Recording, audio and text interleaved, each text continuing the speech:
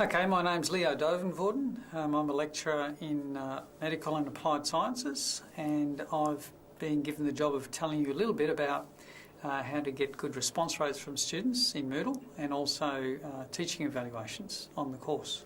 Okay, so what I've found with my students is that they do read the Moodle site, they look at the Moodle site, and they can see that I'm putting things up there all the time, so it's actively being engaged with, I suppose. So the things that I put up often are things that might be of interest to them. So I may, for example, put up something that's relevant to everyday life, and I'll get them to comment on it.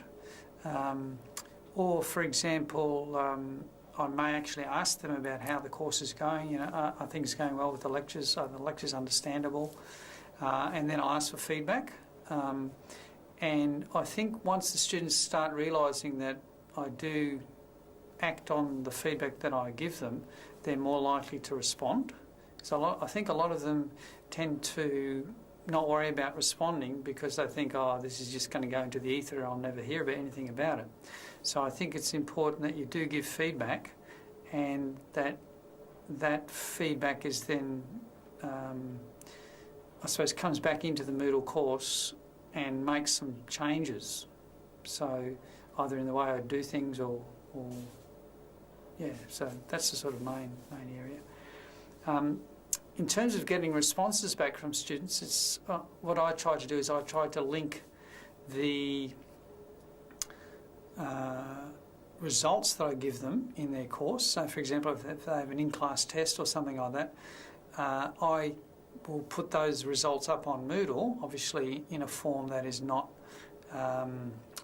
where individual students aren't identifiable, and I will ask them, and I'll send out an announcement saying, look, the results are available on Moodle now for your in-class test, for argument's sake, and I'll remind them and it's just near the feedback button, and I'll try and make it funny if I can and say, those people who haven't looked at the feedback button yet, it's the big blue button on whatever side it is, just to give them some, I suppose, just to make it a bit less formal, I suppose. And that way they get the impression that, hey, here's somebody who actually wants some feedback.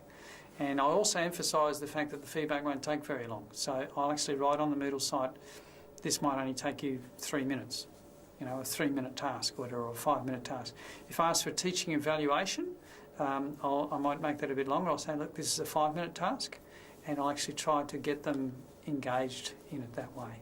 I think immediate response is often a really well received. So if you, for example, you get a question from somebody and you respond to it as soon as you possibly can, including things like putting lectures or videos or audios of your lectures up on Moodle, try and do that as soon as you can, and explain to them why sometimes it takes longer, because those little explanations can make a big difference to the students, because otherwise just basically they're in the dark as to, why is my lecture not up on Moodle yet? I think that really helps them to understand why the delay is there, and it again builds that relationship with your students, so they're aware that you're trying to do your best to try and get the stuff up on Moodle as fast as possible.